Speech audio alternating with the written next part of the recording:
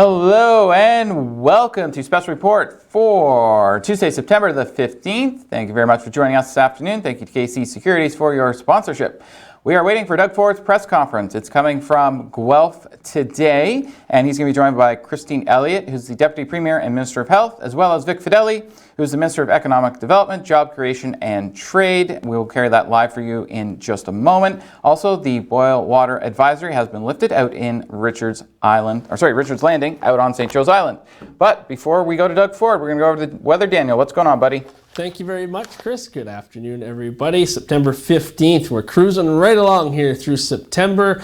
It's a special day for myself today. It is my anniversary with my partner, Nathan. We're celebrating our 5th anniversary today. You're going to see a photo come up on your screen momentarily there of Nathan and I. I had hair back then, so happy to be celebrating 5 years and looking forward to many, many more together. So happy anniversary, Nathan. And we're going to take a look at our camera now, which is sponsored by wirelesscom.ca. Check their website out, for all the services they have to offer. We are looking at a few clouds today. The sun is out. It's a little bit warmer than normal. We are above seasonal today, and we are going to see that continue in through the evening and overnight. So your expected highs today, 20 degrees in Thunder Bay, 18 in Wawa, 13 in Timmins, 22 here in Sault Ste. Marie. She's going to be a little bit warm here, so break out those shorts while you can. 19 in Elliott Lake and 16 in Sudbury. And those lows overnight are staying up there as well. We aren't going to see any single digits in our region tonight. 13 in Thunder Bay and Wawa, 12 in Timmins, 16 here in Sault Ste. Marie as well as in Elliott Lake, and 15 in Sudbury. We are going to see a risk of a thunderstorm on Wednesday. It's going to be mainly cloudy with a 60% chance of showers in the morning, and then a risk of a thunderstorm as well. Wind will become northwest 30 kilometers in the afternoon, so it will be a bit breezy. UV index is only 4 or moderate.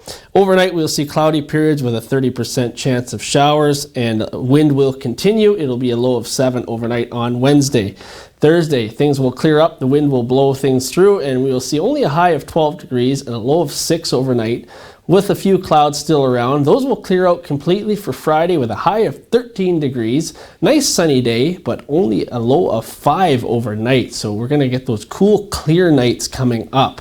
And you're going to see here on our 7-day forecast, and we want to remind everybody our weather is sponsored by Northern Lights Detailing at 632 Great Northern Road. Give them a call, 575-1600. We are going to see more sun Saturday and Sunday, and then Monday we're going to bump back up to 17 degrees and then 18 on Tuesday with the chance of some rain or showers at this point, but that could change. It's still a little far away. Overnight lows are single digits all the way up until Tuesday when we only hit 10 degrees. So we are going to see those cool temperatures start to come to a normal time of year here, and we are getting close to autumn as well. All right, this is your Weather Watcher photo. Look at those cows there. This is out in Richards Landing, just outside of Richards Landing, actually, on St. Joseph Island at Sailors Encampment. And I took this when I was out there a few weeks ago. I haven't had a chance to use it yet because we've had a lot of photos sent in, so I wanted to put it up and, showcase the nice cows there, the calf in the background on the left side. Please email your photos and videos weather-related to ontvweather@gmail.com. We will include your name and location. We will get it up on the Weather Watcher segment here on Special Report, and we are now also posting them to SiouxOnline.com, so you get to see it no matter where. That means your photo will go up to Facebook, to our Twitter, all our feeds, so everybody will see it. So make sure that you send that in. Want to thank everybody for tuning in once again, and I will be back 5 p.m. with the 5 p.m. news and weather, and I will be back in the morning. So have a great day. I'm going to send it back over to Chris. Thank you very much, Weather Daniel. Greatly appreciate you giving us an update on what's going to be happening outside. Thank you very much for that. So we're waiting for Doug Ford. He is in Guelph today with Christine Elliott and Vic Fedeli, and we'll bring that to you as soon as Ford is out at the podium. But before that, happening this Saturday is the Big Blue Box Food Drive for St. Vincent's Place. So how this works is you simply put all your non-perishable goods that you would like to donate in a bag or box at your curb by 10 a.m. on Saturday, and the volunteers will come around and they will pick up the food at the end of your driveway, and this helps to fight hunger in the city, as over 2,000 people every single year use the food bank at some point in time. So they greatly appreciate that if you can step up and donate food this year. Last year, they set a record of $34,000 worth of food donated, and obviously they would love to be able to beat that record this year, especially during this time period where families have, because of the unemployment and so on, more people are using the food bank than they have in the past few years. Also, other ways that you can help out. You can help Arch Hospice and the Twinkie Foundation with the purchase of a Smile cookie between September 14th and September the 20th. 50 cents from each $1 cookie will go to each of those organizations.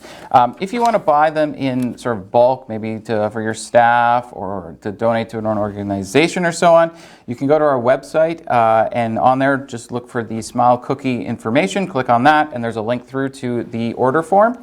Where you can purchase however many Smile cookies you'd like. They just need 48 hours notice, and then you'll be able to pick them up at the Tim Hortons location of your choice. So if you'd like to help out there, Arch Hospice would greatly appreciate that, and so would the Twinkie Foundation. Okay, now, Ontario. Yesterday, we were up over 300 cases. The good news is we are down today. Its number's still pretty high, but it's much better than yesterday. We dropped down to 251 new cases in the past 24 hours, and there's 4 confirmed deaths from COVID-19 in that same time period. But all 4 of the deaths were of residents in long-term care homes. Toronto reported the most new cases with 73. Peel region, which is like Mississauga, Brampton area, reported 42. We tested 27,664 people in the last 24 hours. Now, with that lower amount of people who tested positive for COVID-19, our positivity rate dropped below 1, which is fantastic news. But Doug Ford is there at the podium, so we're going to go to Guelph. Here we go.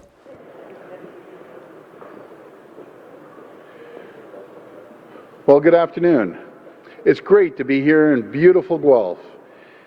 This is just a great community, and Guelph has one of the lowest unemployment rates in the entire country. That's absolutely amazing, and I know more businesses are coming here. And that's thanks to the hard work of innovative employers like Linamar. So thank you, Linda, for your leadership and for hosting us today. And thank you to Kim from O2 Medical Technologies for supporting this important partnership. And I'm also glad to be here, joined today by Minister Elliott, Minister Fideli, and MPP Mike Harris. It's also great to see Mayor Guthrie. Mayor, you're doing a great job, by the way, my friend, leading Guelph, and again, the lowest unemployment in the entire country. My friends, our government, we are here for the people of Guelph. We've invested $3.2 million to resurface Highway 7 between Kitchener and Guelph. We're investing $3 million for the new Guelph Transit Terminal building at Guelph Central Station. And most importantly, we're providing over $12 million through the Safe Restart Agreement to support frontline municipal services right here in Guelph. Because we aren't out of the woods yet, so my friends. This virus, it's a terrible threat. It continues to spread, and as we see around the world, countries are getting hammered by COVID-19. In Ontario, we've done better than most, but we can't take that for granted. A second wave of COVID-19, it's coming. And the officials are telling us that the second wave could be more, but we can't take that for granted. A second wave of COVID-19, it's coming. And the officials are telling us that the second wave could be more complicated than the first one. So we can't sit back, we can't wait. And that's why we've been working around the clock to get ready for the second wave. We've invested billions of dollars. We're expanding testing, getting the systems in place, stockpiling PPE. And my friends, we saw the outset of this virus that having enough ventilators, having enough of these life-saving devices, it's critical. It's the difference between being ready for the worst or not. And we saw in the spring that the global demand for these devices, it was impossible to get them. So we decided to call on our best and our brightest. We called on Ontario manufacturing giants, companies like Linamar. They stepped up. And today, a few short months later, and I find that amazing, a few short months later, I'm proud to announce that we now have life-saving ventilators being made right here in Ontario. We have a partnership to secure 10,000 Ontario-made ventilators. This will dramatically increase the provincial stockpile. That's 10,000 ventilators made right here in Ontario. It's a game changer. 10,000 ventilators for our hospitals, long-term care homes, and frontline healthcare workers. And I hope we never have to use them. But thanks to the partnership, we will be prepared for the worst. And I'm proud that our government was able to support this with Ontario Together funding to help with the retooling. So my friends, when it comes to ventilators, testing, contact tracing, when it comes to vital PPE, we're working around the clock to get ready. And through partnerships like these, by promoting Ontario-made PPE and medical equipment, we're supporting Ontario jobs. We're supporting Ontario workers and proving that we can make anything right here in Ontario. Thank you, and God bless the people of Ontario. Now I'll pass it over to Minister Fedeli.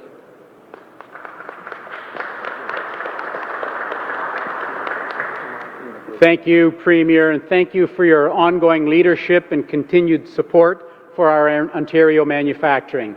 And thank you to Linamar for hosting us today.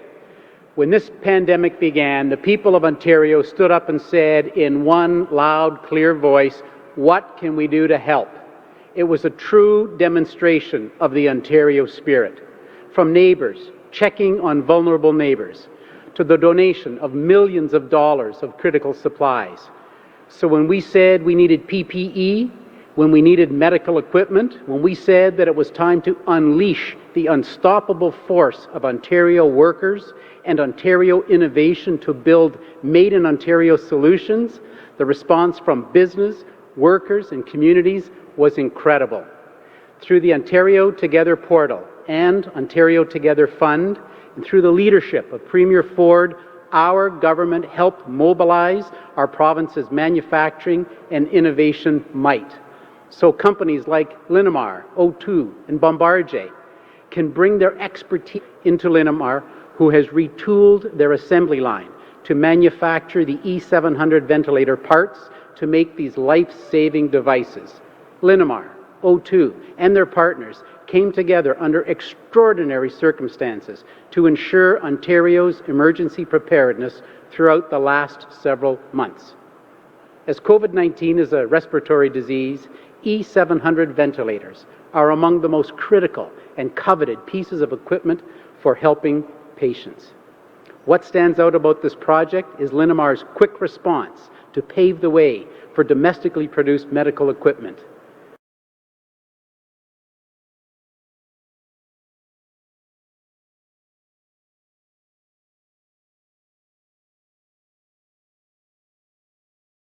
Of Canada, right where it belongs.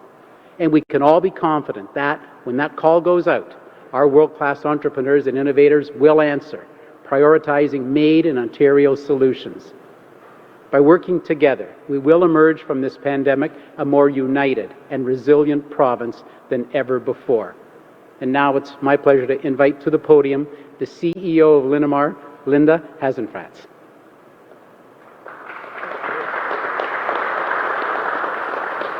Premier Ford and distinguished guests, welcome to the Linamar iHub. Normally, our team here is very much more focused on creating the future, developing new technologies to drive the future efficiency of our facilities, our operations, maybe incubating new concepts that we're developing. Today, however, as you can see, the team is very much focused on managing the present, as it is home to producing several key projects and ventilators and other key equipment to support our frontline healthcare workers during the COVID-19 pandemic. You know, when COVID-19 hit us all back in the late winter, we, like many companies, were looking for ways that we could help out. We quickly zeroed in on the ventilator segment as one we thought we could play a role in. Some early research into who the key players in the industry were quickly surfaced companies like O2 and Thornhill as great Canadian companies with awesome products who might need some support to ramp up production.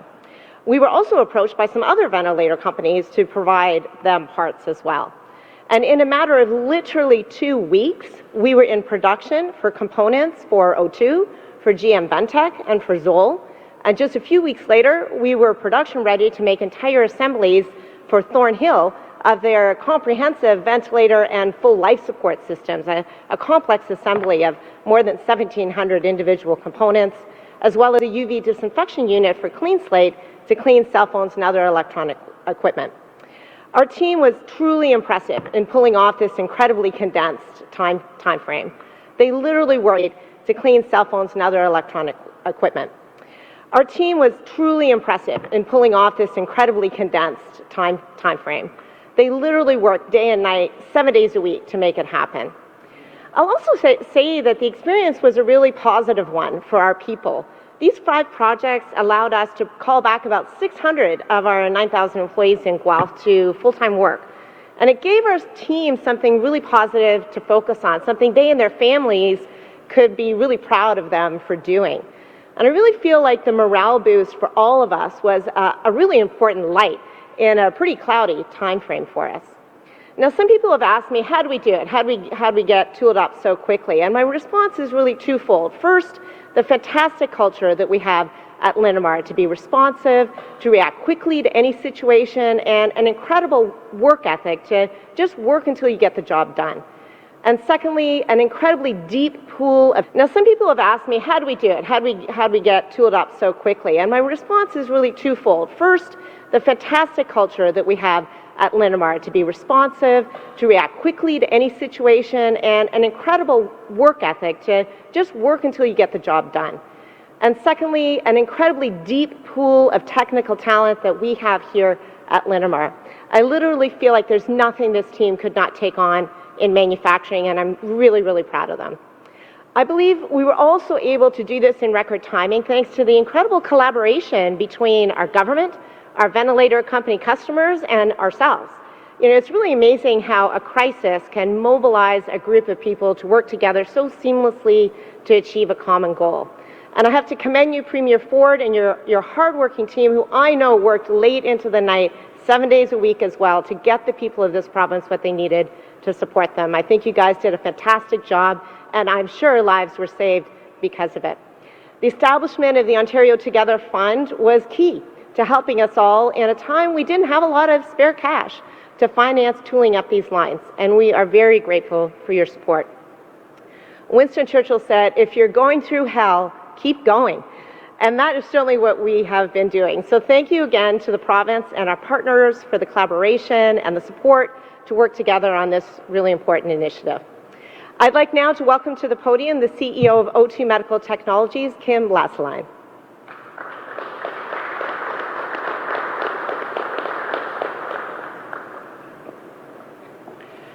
Thank you, Premier, Minister Fedeli, and of course, thank you, Linda, and the team here at Linamar. With the arrival of the global pandemic, collaboration has become even more important. O2 Medical Technologies is a global company. We are based less than 100 kilometers away in Brampton. We supply ventilators worldwide, and we are always proud when we can help here at home. I am grateful to the companies that stepped up to help us continue to supply our life-saving ventilators. It's been great to see firsthand the work being done here at Linamar. I'm also happy to see another supplier here today, Bombardier Transportation.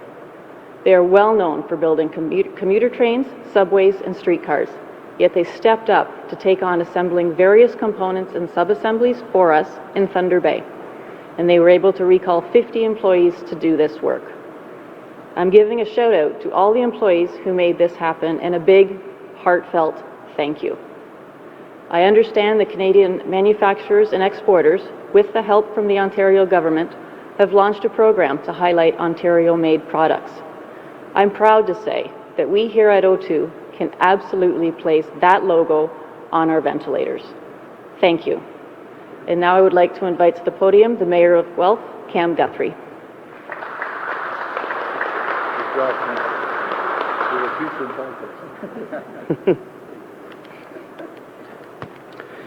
Well, thank you very much, and on behalf of the City of Guelph and on behalf of Council and the entire City, it is just really my pleasure to welcome Premier throughout the COVID-19 pandemic. In addition to me serving as the Mayor of Guelph, I'm also the Chair of Ontario Big City Mayors, and that is a group of mayors that collectively represent nearly 70% of the Ontario's population. And as the pandemic unfolded, Ontario big city mayors told the province that it was causing plummeting revenues and millions in new costs for municipalities, and we said that we needed help. And the Premier listened. He went to bat for us over and over again when it came to negotiating the Safe Restart Agreement with the federal government, and he made sure that Ontario's cities received our fair share of emergency operating funding. Premier, thank you so very, very much. Now, on behalf of not only Guelph, but all of Ontario's cities, we come to this crucial time.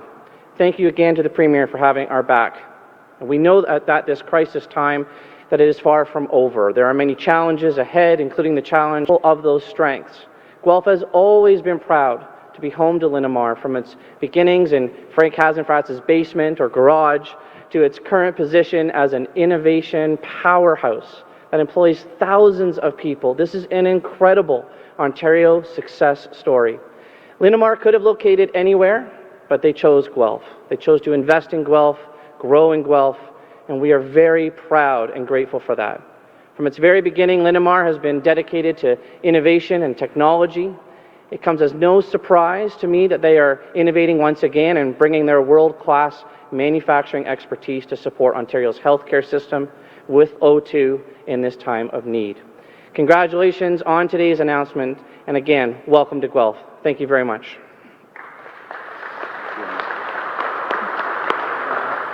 We'll go to the phone line for questions. Just a reminder that it's one question and one follow-up, please.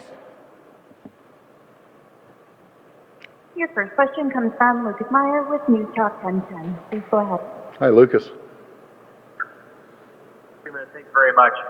On the long lines that we're seeing, a few weeks ago we asked you about testing at pharmacies. You said you were in discussions about that with shoppers specifically. It feels like if this is going to happen, now would be the time. So where are we on that to try to deal with these massive lines that we're seeing? Well, I understand where you're coming from. I went by a drive-through up by William Osler, and it's ridiculous. It's three to 4 hours. We're on it. We had a discussion this morning about it. We've been working with the Ministry of Health. Minister Elliott's doing an incredible job moving this forward. And what we plan on doing, first of all, we have to make sure all the ducks are in a row, but making sure that it's asymptomatic tests through these pharmacies, and it'll take the burden off the other areas that have potentially a lot more ill people. So you'll be hearing from us over the next couple of days. I just want to make sure all the ducks are in a row, and other areas that have potentially a lot more ill people. So you'll be hearing from us over the next couple of days. I just want to make sure all the ducks are in a row, and then we'll make an announcement. But we're all over this, Lucas. Follow-up? So just so I'm clear then, Premier, is it fair to say that testing at pharmacies is going to happen in Ontario? Well, I'm not going to say that 100%, but I can tell you we're all over it. I had a personal call with the CEO of Shoppers today, and I don't want to just mention Shoppers because there's other great pharmacies out there that are willing to jump in there, but we're doing everything we can to move this forward rapidly. So just stay tuned over the next day or two, and we'll have a announcement. I just don't want to announce anything until all the ducks are in a row there. Next question. Your next question comes from Paula Juhacek with CBC News. Please go ahead. Carla, how you doing? Hi there, colleagues in Toronto. A court in Ontario has ruled that your government is required to release your cabinet minister's mandate letters under provincial law. Yeah. Your government has now decided to appeal that ruling to a higher court. Yeah. Ontario has ruled that your government is required to release your cabinet minister's mandate letters under provincial law. Yeah. Your government has now decided to appeal that ruling to a higher court. Yeah. I know that you never want to comment on the substance of something that's before the court, so instead, can you just explain to the people of Ontario why you're spending tax dollars on a court battle to keep your mandate letters secret? Yeah, well, I can't comment in front of anything in front of the courts. So when that happens, we'll make a comment when that comes around. Follow up. Paula, follow up. And follow-up question regarding the Linamar announcement. Are you planning on hiring any additional employees in the months to come for this project? For Linamar, I'd have to pass that over to Kim and Linda. But let me tell you a story about this. This is an unbelievable story, how when we reached out around the world, everyone was scrambling for ventilators, scrambling for PPE, scrambling for surgical gowns, scrambling for everything. And I have to give all the credit in the world to the companies that stepped up, like, again, Kim from O2 and Linda from Linamar. That's true leadership. And they stepped up and said, we're going to get it done. And at the beginning, we're thinking there's always a few bumps in the road getting certain parts and so on and so forth. But with their leadership, their expertise, their ingenuity from all the companies, we're able to get it done. And again, it's the businesses that get all the credit. They switched over lines, other companies switched over lines to make PPE, the hand sanitizer, gowns, surgical gowns, face masks. So it's unbelievable the speed that everyone did this in. And it's amazing when there's a crisis how quickly people move. And we need to continue doing this, even after we get through this pandemic.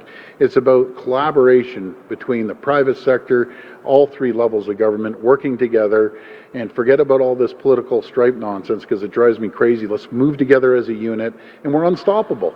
When we're moving forward on this, we're competing against the people, not down the street any longer, we're competing against people around the world that want to start producing PPEs for us. That's never going to happen. Not only are we going to produce everything here in Ontario, we're going to supply it to the rest of the country. So we don't have to rely on any foreign government, any foreign leader. I don't care if it's President Trump or someone over in Asia or over in Europe. We have the know-how right here. And thank goodness we have great leaders like Kim and Linda. So I'm going to pass it over to them regarding how many more people they're going to be hiring, or they may have enough, but I just want to thank them. And again, another shout out to the mayor. This guy's a champion. I'm telling you, he's an absolute champ. There's a lot of companies coming to Guelph. I haven't even told you, Mayor, of all these other companies I hear are coming to Guelph, but that's not only a tribute for the leadership of the mayor, but it's a tribute to the people of Guelph. When companies open up, the first thing they scan is the area. Are there going to be great people that are going to be able to work at these companies? And obviously, all these companies have done the research, and there's quality people that are working on our various ventilator projects and healthcare products right now. So they're not necessarily new hires, but they are people who were, many of them called back from layoff at the time with plants idled around the world. We had a lot of people not at work, so it was a really welcome opportunity to get people back to work full time. And they are now continuing to work on a variety of these projects and also back to some of their regular jobs as well. Last question. Your final question comes from Sean Jeffries with the Canadian Press. Please go ahead. Hi, Good Sean. afternoon, Premier. Wanted to get back to Lucas's first question right off the top of the press conference, specifically about the long lines we're seeing at the assessment centers. It seems like there are a lot of parents there who are getting their children tested, themselves tested. Was this not a predictable outcome of the reopening of schools? And what specifically is the province doing to address these lineups? Well, I'll pass this over to the Minister of Health. Thank you.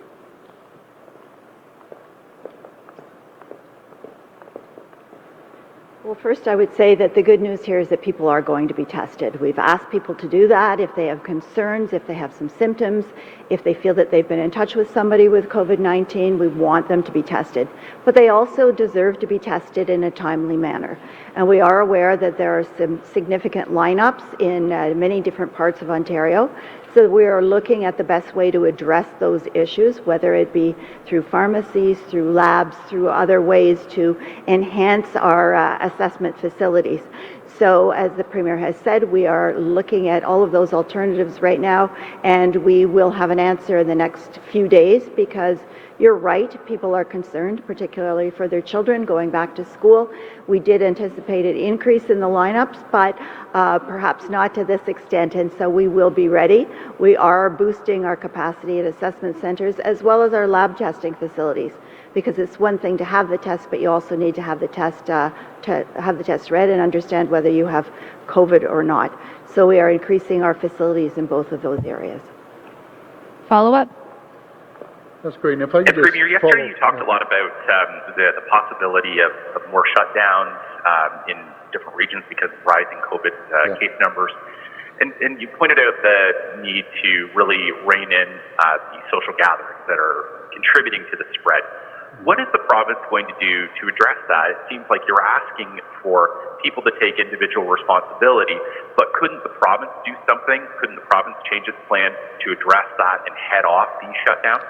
Absolutely, we can, and we're going to. We're going to discuss it with the health table, but we've already been on the call with Mayor Watson. I've talked to Mayor Tory, had a meeting with Mayor Brown last night, and I always believe in getting input from the municipal leaders. No one knows they're on the call with Mayor Watson. I've talked to Mayor Tory, had a meeting with Mayor Brown last night, and I always believe in getting input from the municipal leaders. No one knows their area better than the mayors and the council.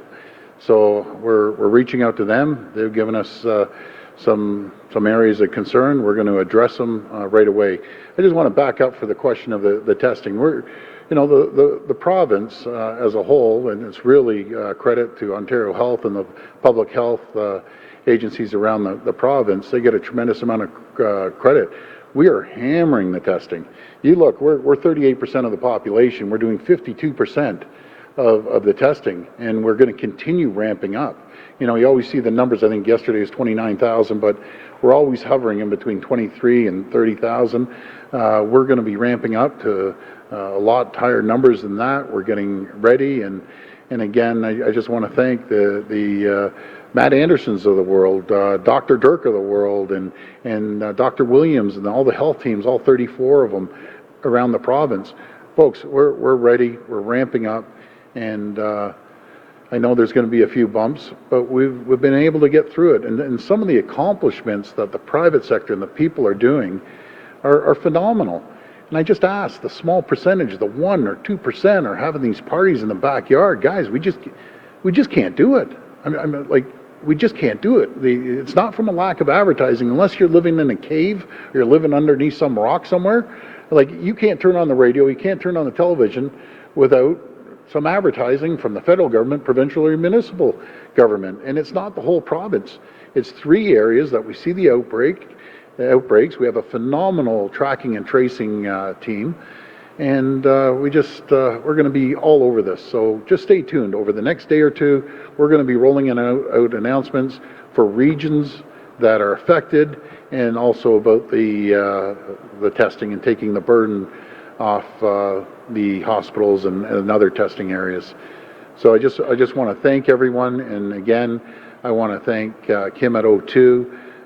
Linda at Linamar, you two are absolutely phenomenal, and obviously the Mayor Guthrie, you're doing great, along with my champion ministers, and everyone's pulling in the same direction. So I'm just so proud of everyone. We'll get through this, folks. Thank you, and God bless you. Thank you. Thank you. Everyone.